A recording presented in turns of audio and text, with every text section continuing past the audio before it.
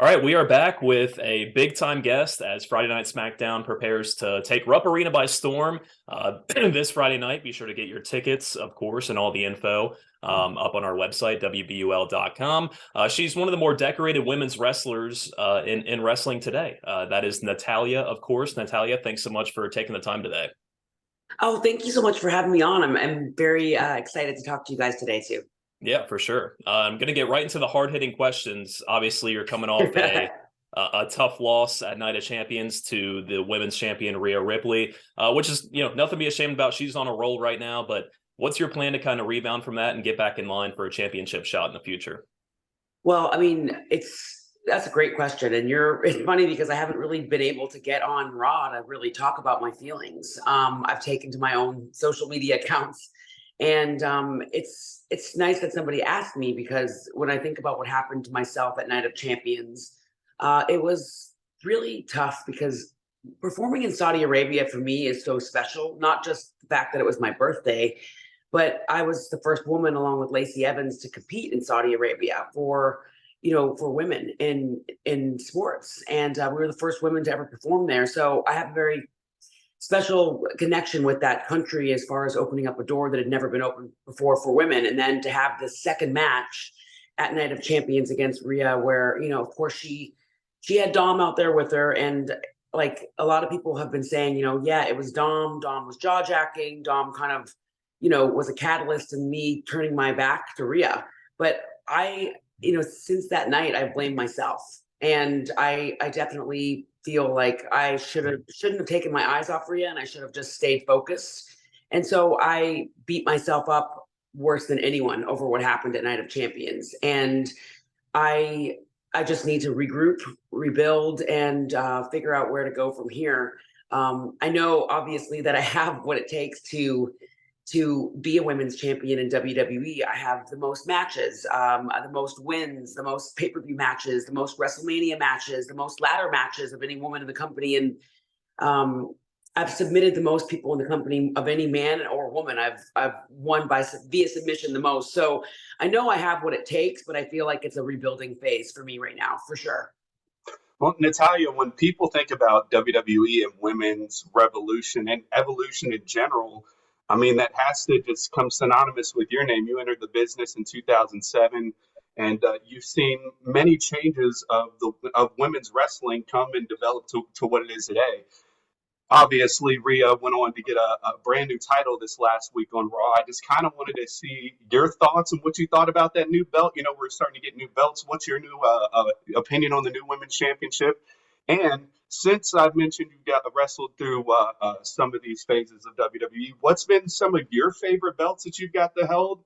Maybe do you have any special title matches that you hold special in your heart just as well? Wow, that was a lot of questions in one. Yeah.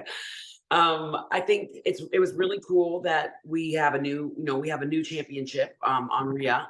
So we've retired, in WWE, we retired the Raw Women's Championship and the SmackDown Women's Championship. I always wanted to hold the Raw Women's Championship, and I never got a chance to hold that. But with this new championship that was presented to Rhea on Monday, my hope is that there is a focus on women's wrestling on Raw so that we can get back to what we started.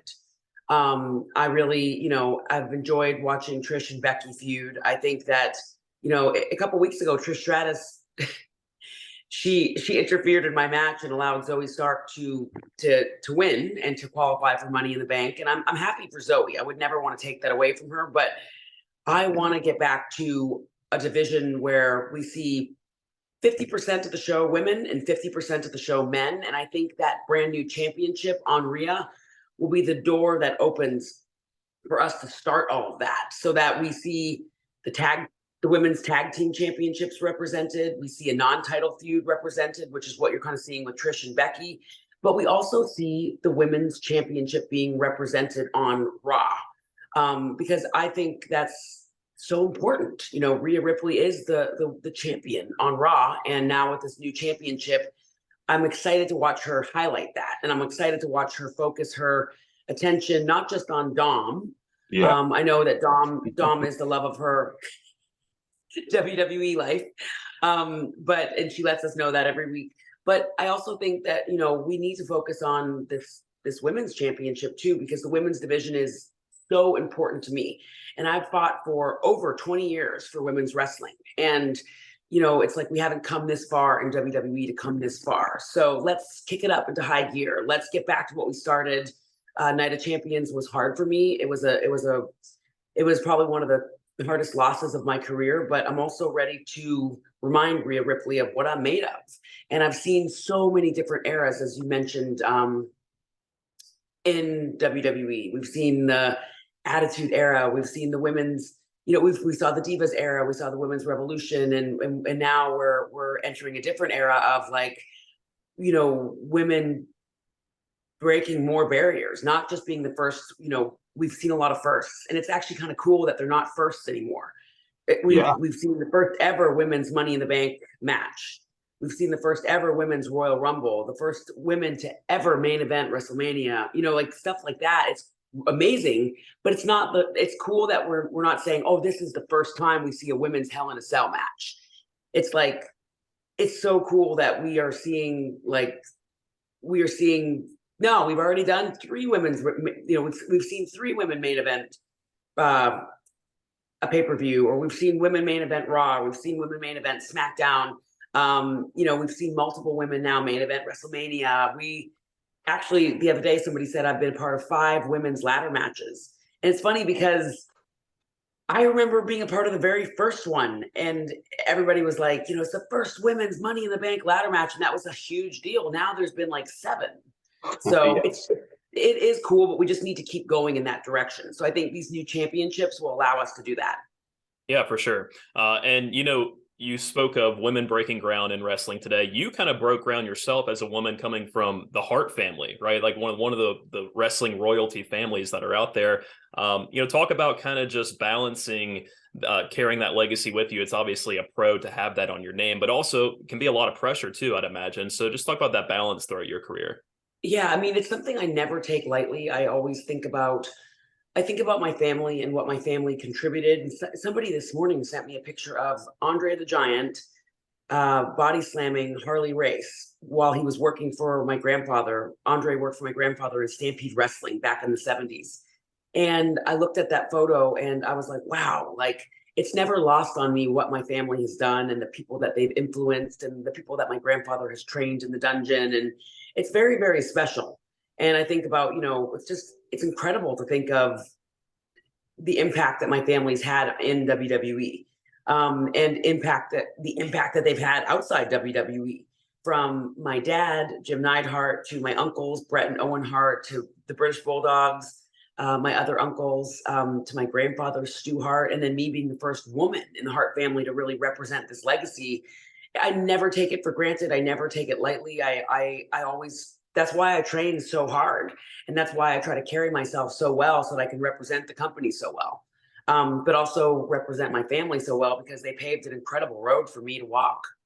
Yeah, no doubt. So, Natty, I know we only have you for an allotted amount of time and you got a lot of interviews to do today. So just want to end with some rapid fire questions, quick questions, quick answers, just about you and your career. I'll start asking you if you have a dream opponent, could be, past, present, future, anybody that you haven't stepped in the ring with that you'd like to at some point, or if you could. Ooh, just trying to think here. That's a tough question. If I were to have a dream opponent of anyone, there's so many up and coming women in WWE that I'd love to work with. I think a dream opponent for me, this is going to sound totally left field, but I love working with people that have contrasting styles to me. And when I look at the landscape of the different women coming in from NXT, I would love to work with somebody that has very, very little experience and that needs someone to help kind of guide them. And somebody that I thought was really cool that was up and coming was Sol Roca. She just got injured at NXT, but I thought, you know what? She reminds me of Charlotte Flair when Charlotte Flair first started in WWE.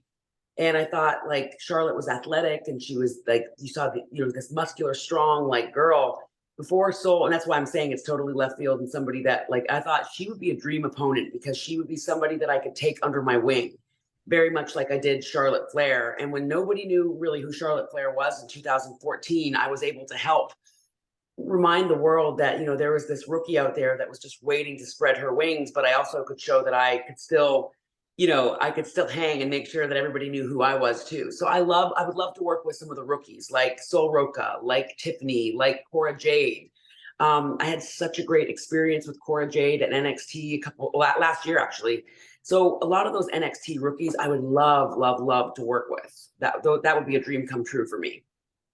I have another just quick question, and it's something that's always fascinated me about wrestlers, and especially people with the WWE schedule. You know, when you're bouncing from city to city, show to show, is how you guys maintain such a healthy lifestyle. Do you have any sort of favorite road food, like when you're on the road? Like I don't know how necessarily strict you are with your diet. It's hard to. Billy and I work in radio, and we can find ourselves up till 2 o'clock in the morning at different cities, and it's not the easiest to find something healthy to eat. So, how do you have any favorite road food or meal I preferences? love Chipotle. I can always get a healthy meal at Chipotle. I There love you go. Starbucks. I love the egg white bites and the oatmeal. I also love Wendy's. They've got good salads. They've got Yeah. chili. Those are good road foods if you're on the go. I mean, I try to pack like protein bars, protein shakes, but sometimes at 2 o'clock in the morning, you don't want a protein bar. So Wendy's is the go-to, Chipotle is the go-to. If I can get to a grocery store, I try to stock up on healthy foods and then eat them throughout the day, like Whole Foods. Sure. You know, I mean, listen, 7-Eleven, there's yogurt, there's hard-boiled eggs, there's pickles. So I also have myself covered if I have to eat dinner at 7-Eleven. There you go. Be sure to check out Natalya and all your favorite WWE superstars this Friday night at Rupp Arena. If you go to their website, rupparena.com, it is the main thing on there. Grab your tickets. Going to be an awesome, awesome night at Rupp Arena this Friday. Natalya, this has been awesome. Thanks so much again for taking the time. Yeah, thank you. Yes, thank you so much. I appreciate you guys. And real quick before you go, can we just get you to say, this is Natalya, and you're listening to the Babyfaces podcast on iHeart Radio? Yes. Hey guys, this is Natalya, and you are listening to the Babyfaces podcast on iHeart Radio.